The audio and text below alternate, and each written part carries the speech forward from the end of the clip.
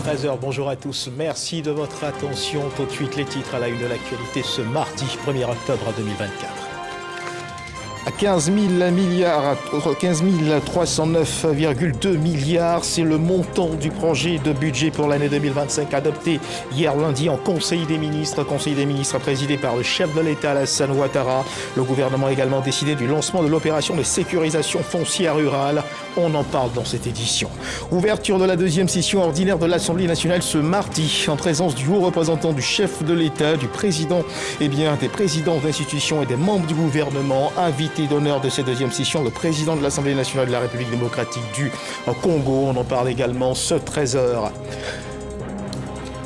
Et puis, dans l'actualité nationale pour la campagne 2024-2025, le prix du kilogramme de cacao est fixé à 1800 francs CFA, soit une augmentation de 20% par rapport à la campagne précédente. Le kilogramme de café passe à 1500 francs CFA, soit une augmentation de 55% par rapport à l'année dernière. Voilà pour l'essentiel.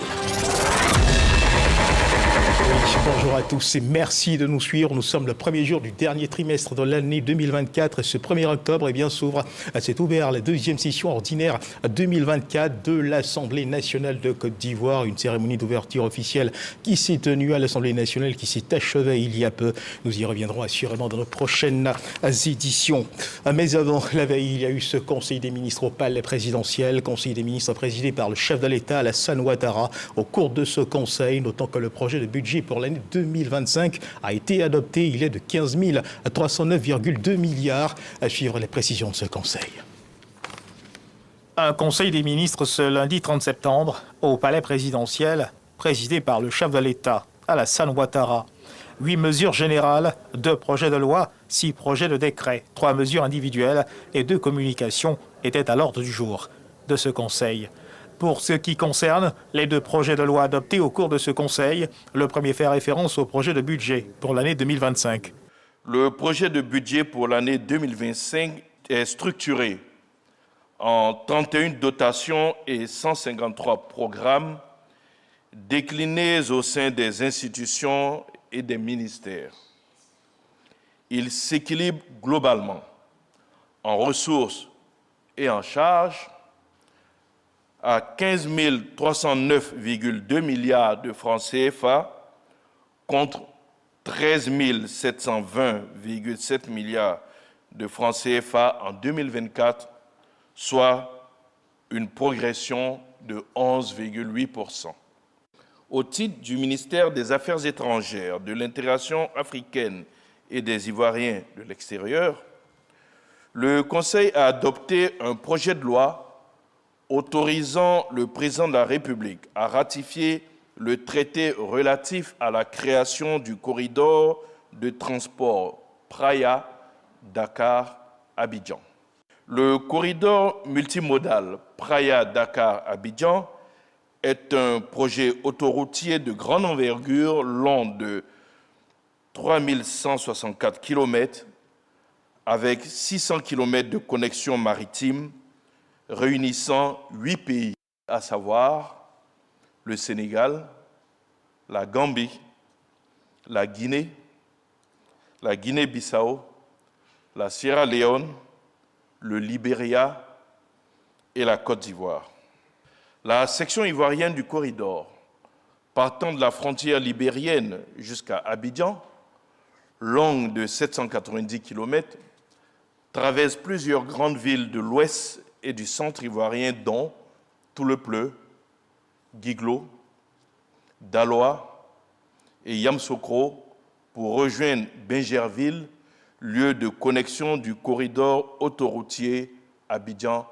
La ratification du traité portant cette initiative régionale permettra de renforcer la connectivité et le commerce régional et de moderniser les infrastructures, mais également d'attirer davantage d'investissements étrangers en Côte d'Ivoire et dans la sous-région. Au nombre des 6 projets de décret adoptés par le Conseil, celui fixant les règles relatives à l'opération intégrée de sécurisation foncière rurale. Ce décret détermine les règles de conduite des projets et programmes de sécurisation foncière rurale financés par l'État ou cofinancés par l'État et les partenaires techniques et financiers. Il adopte une approche intégrée des différentes opérations du processus de sécurisation foncière rurale, allant des activités préparatoires aux activités de délimitation des terroirs des villages et de reconnaissance des parcelles coutumières, de façon à réduire les délais et les coûts des opérations et à rendre systématique la délivrance du certificat foncier aux ayants droit sur le domaine foncier rural coutumier. Le deuxième décret porte sur la reconnaissance de l'organisation interprofessionnelle agricole de la filière mangue, dénommée Intermangue. Conformément aux dispositions législatives et réglementaires régissant les groupements de la production agricole, de la transformation et de la commercialisation, ce décret reconnaît à l'organisation interprofessionnelle agricole Intermangue la qualité d'organisation interprofessionnelle agricole de la filière mangue. Au titre du ministère de l'Économie, du Plan et du Développement, le Conseil a adopté un autre décret. Un décret portant création, attribution, organisation et fonctionnement du cadre institutionnel d'élaboration du Plan national de développement PND 2026-2030. Ce décret définit les différents organes chargés de la coordination et de la supervision des travaux d'élaboration du PND 2026-2030. Il prévoit 4 organes, à savoir un comité stratégique et d'orientation, un comité de pilotage, un comité technique et un secrétariat technique. Ce dispositif est placé sous l'autorité de Monsieur le vice-président de la République. Au titre du ministère de la Santé, de l'Hygiène publique, de la couverture maladie universelle, le Conseil a adopté un décret qui redéfinit les conditions d'installation et d'exploitation des établissements sanitaires privés et renforce les modalités de leur contrôle. Ce nouveau dispositif permettra non seulement de remédier à l'absence de contrôle constant et d'assurer la qualité des prestations dans les établissements sanitaires privés, mais également d'accroître le nombre d'acteurs du secteur privé de la santé.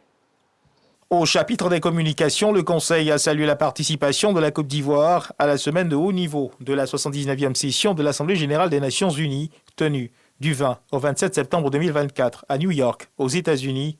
La Côte d'Ivoire était représentée par le vice-président de la République, Tiemoko Méliès-Koné.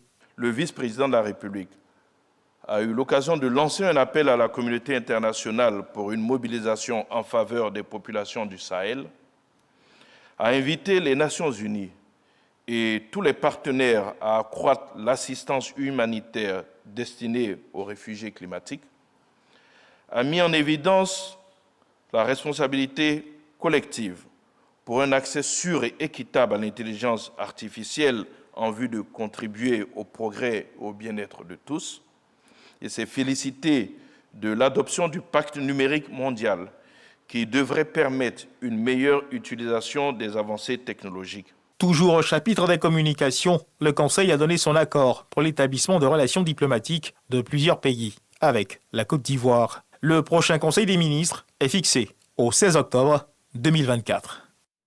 Et on reste dans les parvis du palais présidentiel suite à la sortie de l'avocat écrivain Robert Bourgi apportant sur l'élection présidentielle de 2010. Le porte-parole du gouvernement, Amadou Coulibaly, interrogé sur la question par les journalistes au cours du compte rendu de ce Conseil des ministres, s'est prononcé. On l'écoute. Ce processus a été certifié. La CEI a donné des résultats. Le Conseil constitutionnel s'est dit et s'est dédié, il est revenu sur les résultats qu'il avait annoncés. Le groupe d'experts s'est prononcé. Enfin, on a tout ça et puis un individu qui a écrit un livre, parce que c'est important de le dire, et qui fait des interviews dans le cadre de la promotion de son livre, veuille dire autre chose et puis que cela fasse débat. Nous souhaitons que ce livre soit un best-seller. Ce serait bien pour M. Bourgi. Pour le reste, je voudrais juste lui rappeler que Internet a la mémoire immense et je le laisse à ses propres contradictions parce que nous sommes des contemporains. Attendre les prochaines éditions pour en parler. L'actualité nationale ce mardi, vous le savez, dominée par la cérémonie d'ouverture officielle de la deuxième session ordinaire 2024 de l'Assemblée nationale et qui s'est achevée il y a peu de temps. Ouverture de la deuxième session ordinaire de l'Assemblée nationale ce mardi donc, en présence du haut représentant, du chef de l'État, des présidents d'institutions, des membres du gouvernement. Invité d'honneur de cette deuxième session, président de l'Assemblée nationale de la République démocratique du Congo. D'autant que dans son discours, le président de l'Assemblée nationale, Mabik, a dressé le bilan de la première session. Il a insisté sur cette session qui sera centrée sur le projet de loi du budget de l'État. On l'écoute. L'essentiel de l'agenda de la deuxième session ordinaire de notre Assemblée nationale qualifiée à juste titre de session budgétaire. Le vote de budget et du budget de l'État, comme vous le savez, est une activité majeure du Parlement qui va au-delà des interactions entre le pouvoir exécutif et législatif. Il concerne la société dans son entièreté. Il s'agit de l'une des principales missions des parlementaires qui contribuent à garantir aussi bien la transparence dans la gestion des deniers publics que la légitimité et la responsabilité de l'action publique. C'est la raison pour laquelle les débats sur les lois de finances ont toujours constitué un temps fort du travail parlementaire. En effet, en tant que parlementaires, il nous incombe de nous assurer que les questions relatives à la cherté de la vie, à la recherche de financements novateurs, à la performance fiscale, à l'amélioration du cadre de vie et du bien-être de nos concitoyens et surtout à l'organisation des prochaines échéances électorales qui sont au cœur des préoccupations de nos populations soient analysées et discutées en toute objectivité au cours de nos travaux. Aussi, devrons-nous œuvrer, à travers l'examen du budget, au renforcement de la paix, de la solidarité et de la fraternité dans notre pays. L'Assemblée nationale, le président Alassane Ouattara, président du Rassemblement des Oufouittistes pour la démocratie et la paix, a rencontré hier lundi tous les coordonnateurs du parti et leurs adjoints. Alassane Ouattara a ouvert des réflexions sur l'avenir du parti, son fonctionnement et les principales missions des coordonnateurs dans leurs différentes régions. Il a reçu une motion de soutien pour l'élection présidentielle de 2025. Abdoulaye Koné. Réunis dans l'un des pavillons du Sofitel Hôtel Ivoire, tous les coordonnateurs régionaux du RHDP ont répondu présents à l'appel du chef, du président Alassane Ouattara. Quelques recommandations ont ainsi été faites pour la bonne marche du parti. Le président du directoire a rappelé que les coordonnateurs régionaux nommés par le président du parti sont au nombre de 47. Leur désignation intervient pour soutenir et coordonner les activités du parti au sein des 350 départements politiques et des 924 zones créées sur toute l'étendue du territoire national. Concernant les opérations en cours sur le terrain, le président du directoire a indiqué que 1 140 021 militants ont été enrôlés dans la base de données e-militants du RHDP. Par ailleurs, le parti se prépare activement au démarrage de l'opération de révision de la liste électorale fixée au 19 octobre par le gouvernement.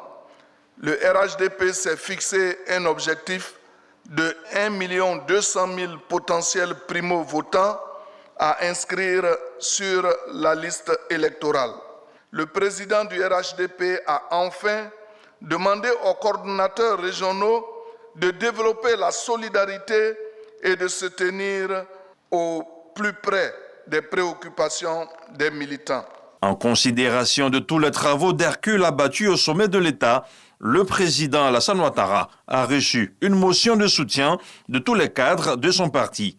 Exprimons notre gratitude à son Excellence M. Alassane Ouattara, président de la République, président du RHDP, pour la marque de confiance exceptionnelle manifestée à notre égard à travers notre nomination en tant que coordonnateurs régionaux. Encourageons son Excellence, Monsieur le Président Alassane Ouattara, à poursuivre avec la même ardeur et la même passion la vision de progrès et de prospérité qu'il incarne au service du bien-être de tous les Ivoiriens. Exprimons notre détermination à tout mettre en œuvre pour que le RHDP, sous l'égide de son Excellence, Monsieur le Président Alassane Ouattara, soit le vainqueur incontesté de la prochaine élection présidentielle de 2025. Le président du parti a terminé cette rencontre d'orientation en réaffirmant aux coordonnateurs régionaux sa pleine confiance et le soutien du parti. Nous allons nous revoir très bientôt pour les prochaines étapes.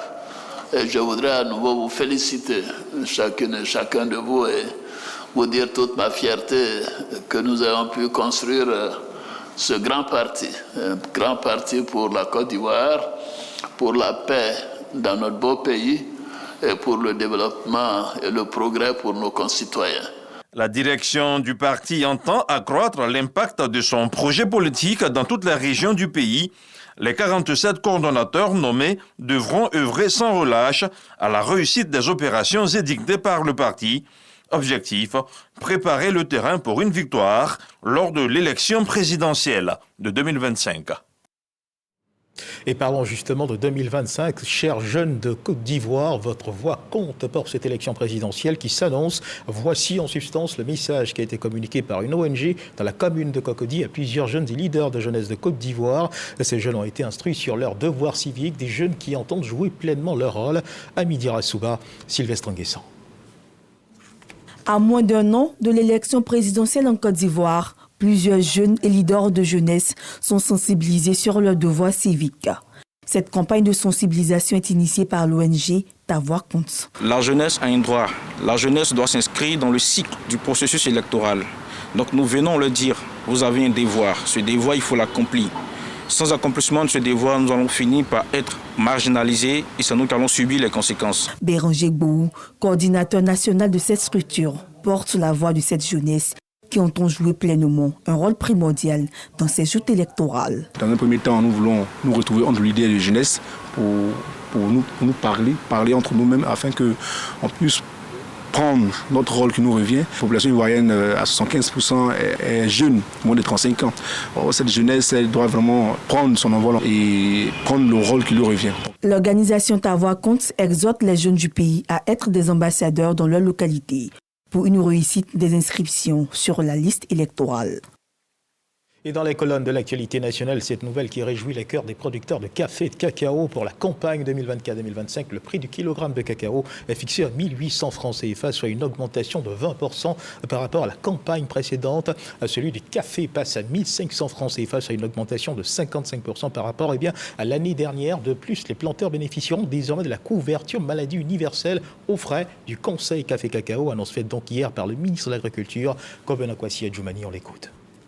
Le prix du kilogramme de café bien séché, bien décortiqué et bien trié est fixé à 1500 francs CFA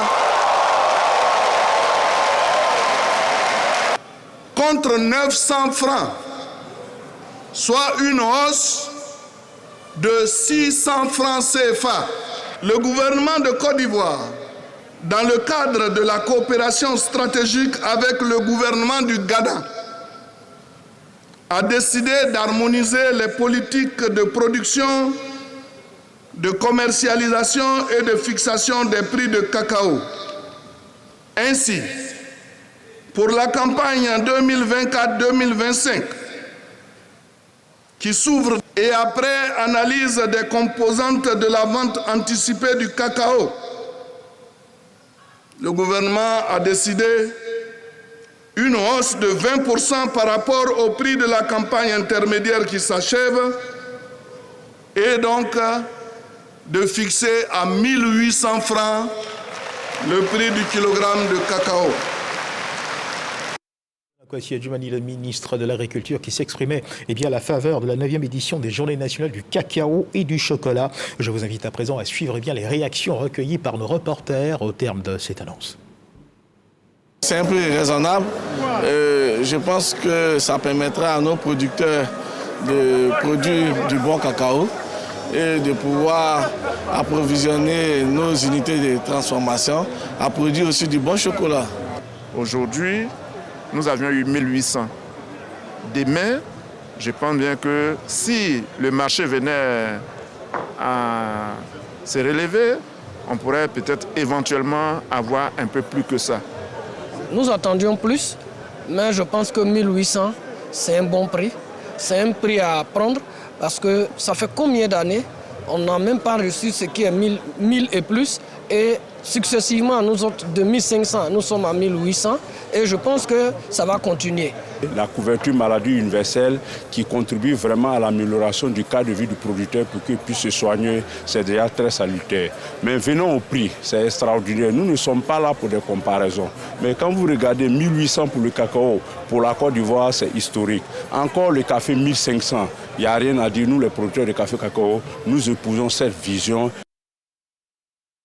On parle également de numérique. Hier, lundi 30 septembre, a eu lieu à Abidjan Plateau un événement majeur pour l'avenir technologique de la Côte d'Ivoire. Le ministère de la Transition numérique, de la digitalisation a officiellement lancé les travaux de la stratégie nationale de la gestion des données de l'intelligence artificielle. Ce projet ambitieux vise à faire de la Côte d'Ivoire un leader dans l'innovation numérique. Généreuse Aquadio, Didier Nguessan.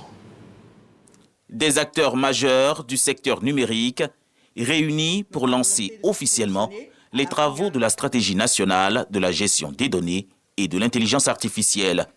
Objectif, doter la Côte d'Ivoire d'une stratégie nationale ambitieuse pour encadrer l'utilisation de l'intelligence artificielle et optimiser la gestion des données. Cette nouvelle stratégie vise à positionner la Côte d'Ivoire comme un leader dans l'écosystème numérique africain. Tout le monde est producteur de données. Les startups sont des agrégateurs de données en fait. Donc une solution de formation en ligne va pouvoir collecter des données sur les besoins de compétences dans un pays. Une solution dans la e-santé va pouvoir collecter la distribution des données médicales, par exemple, des consommateurs, des usagers du pays. Il faut sensibiliser les chefs d'entreprise à ce qu'est la technologie de l'intelligence artificielle, à ce qu'elle leur apporte en leur sein lorsqu'ils l'implémentent dans leur entreprise. Et il faut savoir que lorsqu'on met de l'intelligence artificielle dans son entreprise, on multiplie les profits par 3,5 et c'est rentabilisé en moins de 12 mois. Donc c'est une technologie disruptive qui crée de la richesse. Mais il faut que ça se fasse avec les Ivoiriens, pour les Ivoiriens, par les Ivoiriens. Ce projet, piloté par le ministère de l'économie numérique, permettra également de répondre aux défis technologiques, numériques et de l'intelligence artificielle. Nos stratégies nationales seront bien plus qu'un simple plan d'action technologique.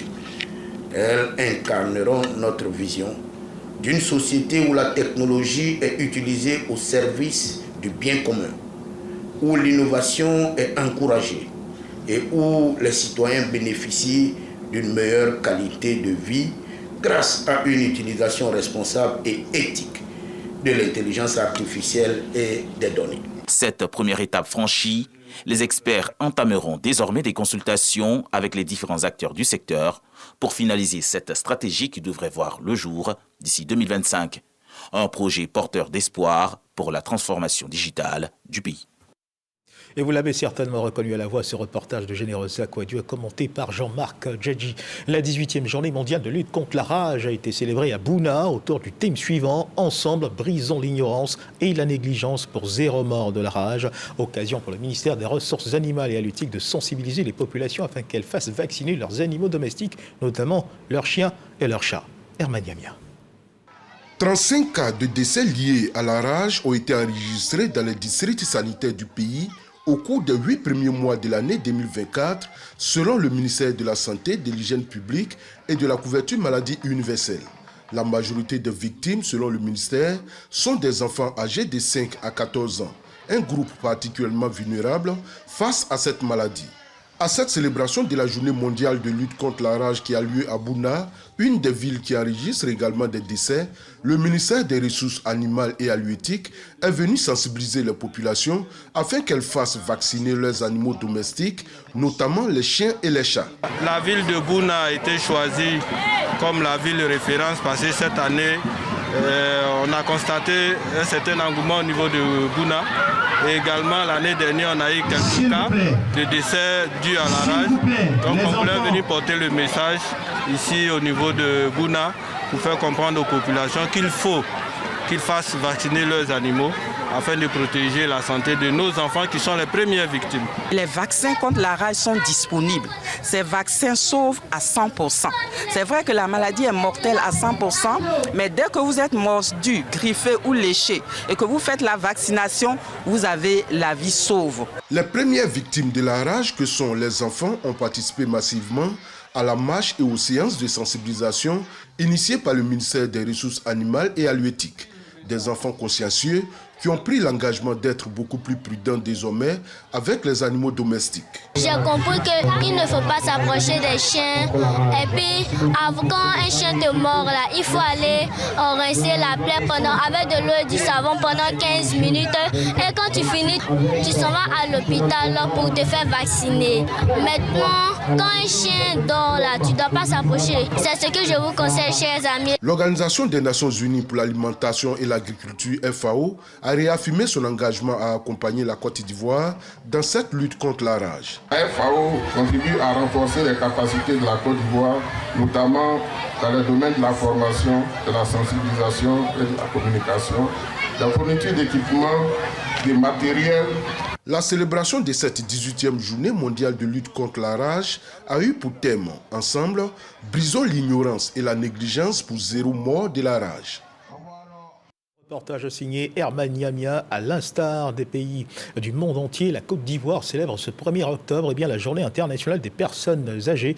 Cette journée rappelle le rôle que jouent nos pères et nos mères dans le développement de nos nations grâce à leurs compétences, leurs talents et leurs expériences.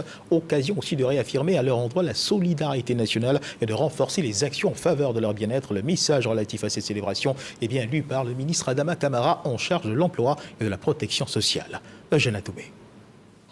Préservons l'intégrité des personnes âgées à travers la capitalisation de leurs connaissances et expériences dans le développement de notre nation. C'est le thème de l'édition 2024 de la Journée internationale des personnes âgées. Ce thème vise à promouvoir davantage les droits des personnes âgées dans notre pays, à sensibiliser l'opinion et rappeler qu'il est urgent de prévenir et de lutter contre ces inégalités. Et enfin, à réfléchir aux bonnes pratiques en mettant en avant les progrès accomplis en ce qui concerne l'élimination des inégalités à l'égard des personnes âgées. Le président de la République, Alassane Ouattara, a donné le ton, comme illustré dans son programme « Une Côte d'Ivoire solidaire ».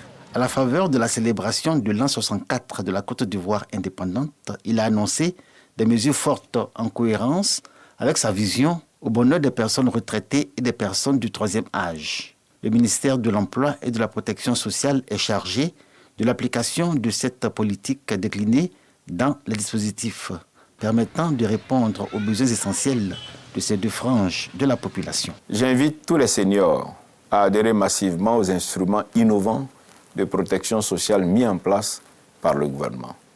Il s'agit de la couverture maladie universelle. Avec la CMU, les seniors qui n'étaient pas assurés et qui peinaient à avoir une assurance du fait de leur âge peuvent être désormais couverts. Du régime social des travailleurs indépendants RSTI, qui garantit une pension de retraite aux personnes âgées exerçant notamment dans le secteur informel. Du régime de retraite complémentaire par capitalisation au profit des fonctionnaires et agents de l'État en activité, dénommée la complémentaire, qui vise à améliorer le niveau de pension des fonctionnaires et agents de l'État à la retraite afin de maintenir leur qualité de vie ainsi que celle de leur famille. La célébration cette année 2024 de la Journée internationale des personnes âgées marque la 34e édition en Côte d'Ivoire.